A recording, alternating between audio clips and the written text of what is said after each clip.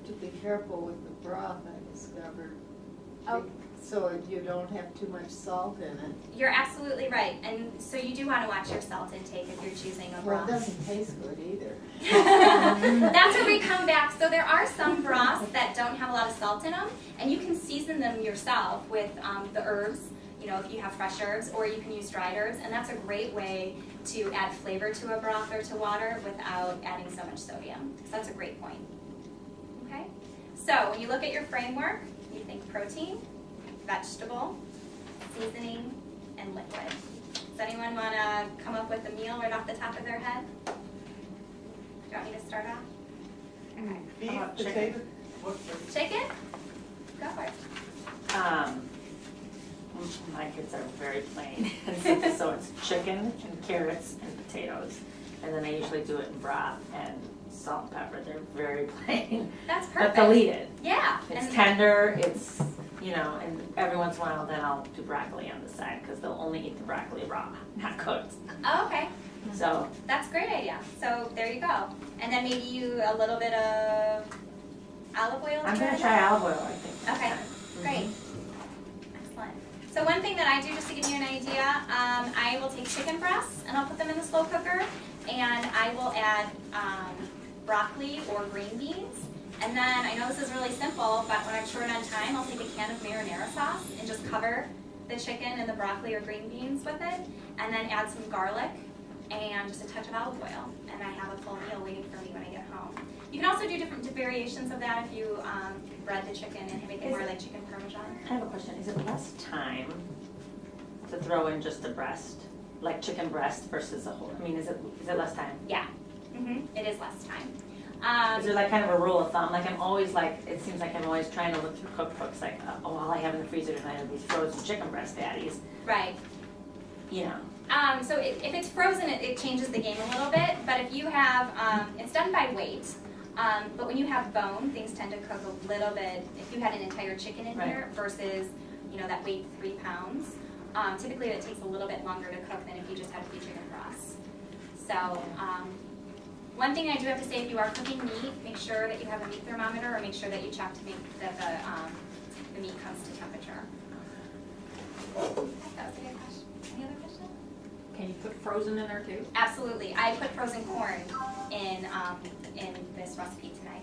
You But can if put you're doing frozen. like a frozen, can you put frozen chicken breast in there and you're still dealing with twice as much time? The frozen part will, it won't be twice as much time. You're gonna have to play with your slow cooker a little bit to figure it out, but you can definitely put frozen chicken breast in.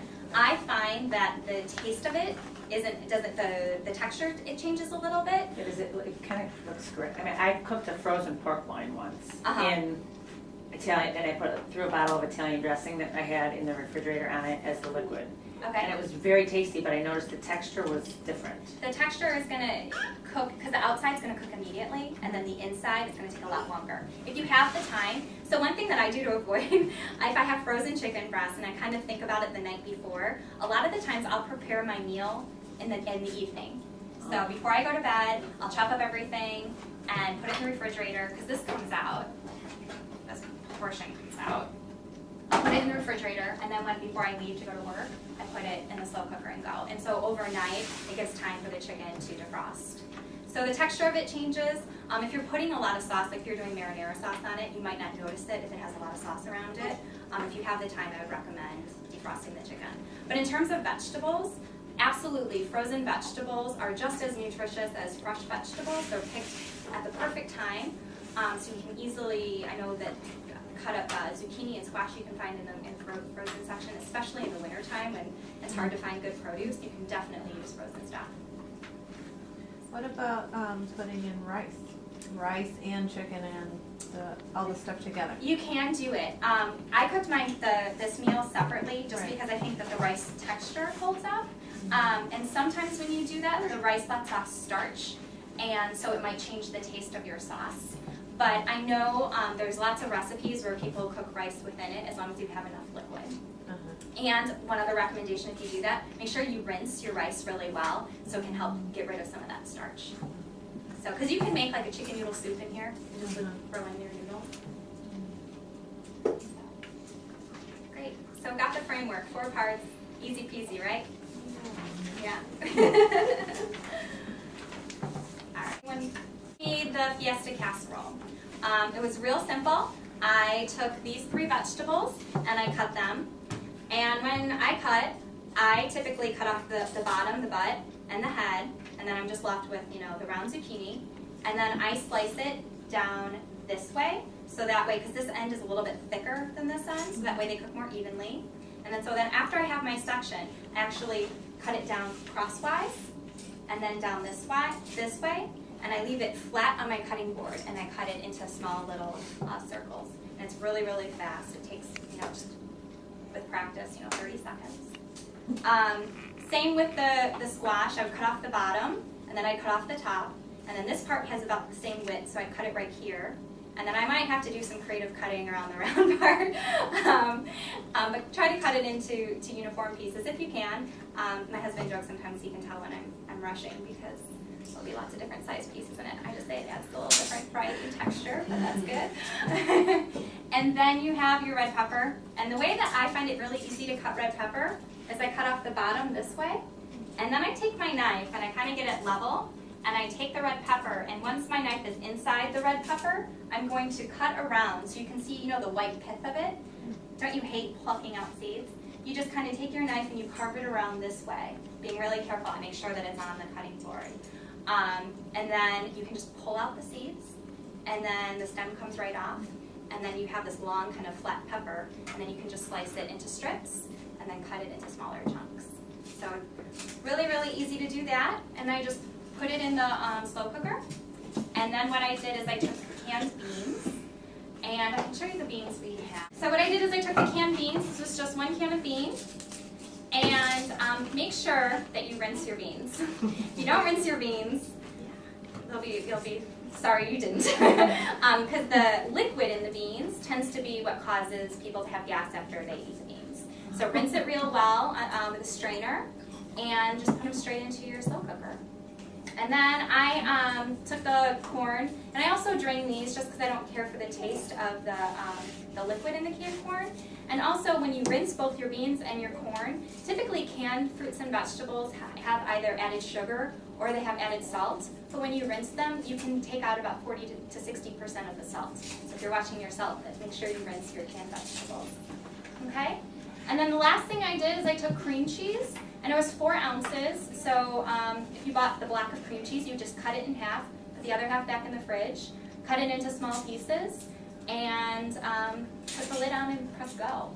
So it took all in all, realistically. What was your liquid? Oh, with the salsa, I'm sorry. Okay. I put the salsa in, thank you. I had a jar of salsa, I didn't have it up here, so. Okay. And I put the lid on after I put the salsa in. And I just kind of gave it a good mix before I put the lid on. And then that was it.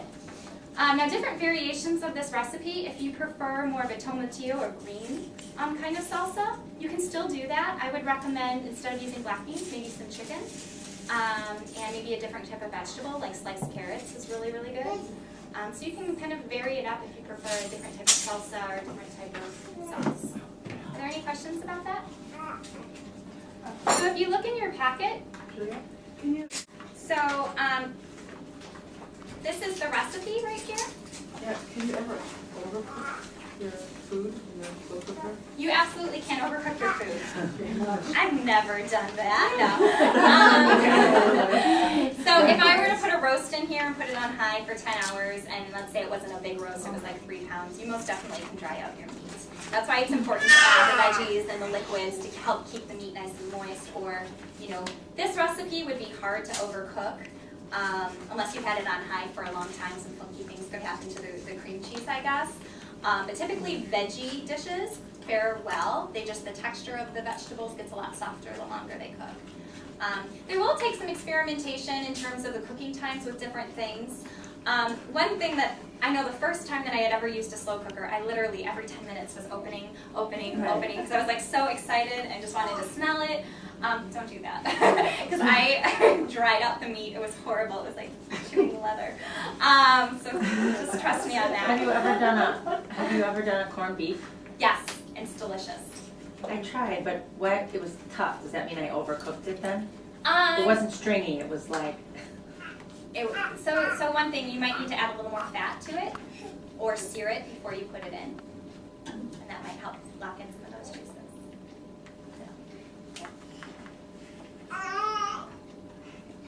So I wanted to point out we have the recipe right here, and for our nurture recipes, we always break things down by cost.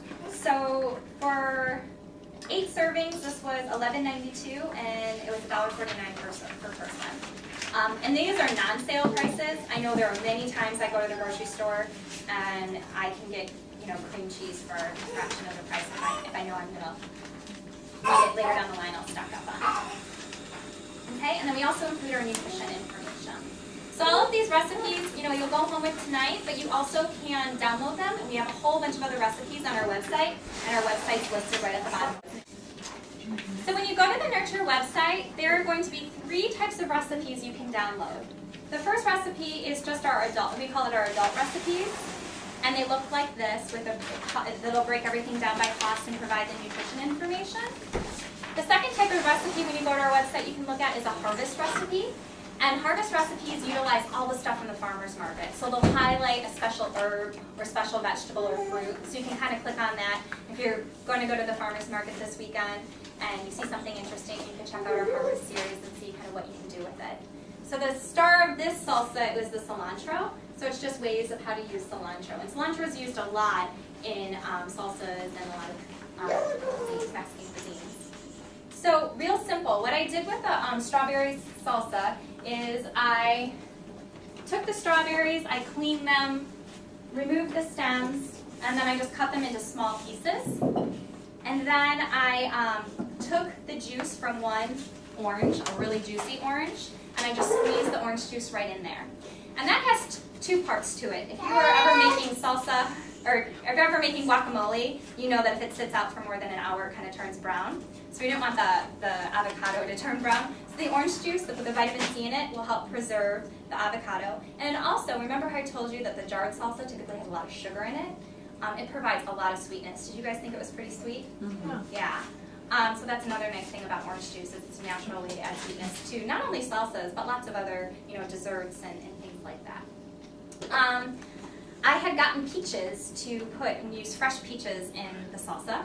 However, when I got them, I've been waiting for them to ripe for about 3 days, and they are still rock hard. So we used canned peaches. Did you guys tell? A little bit sweeter. It's good. Yeah, it was It's good. fine. And this is another way to show you that in the wintertime, you can think outside the box and say, I know that strawberries aren't in season, but I have canned peaches. Maybe I'll cut this up and put it on some chicken and add some cilantro and avocado, and it'll kind of have a similar flavor. Then the one thing that I didn't add was the jalapeno, just because I knew that the kids were going to be eating it, and I've experienced in the past sometimes it can be a little overpowering for the little ones.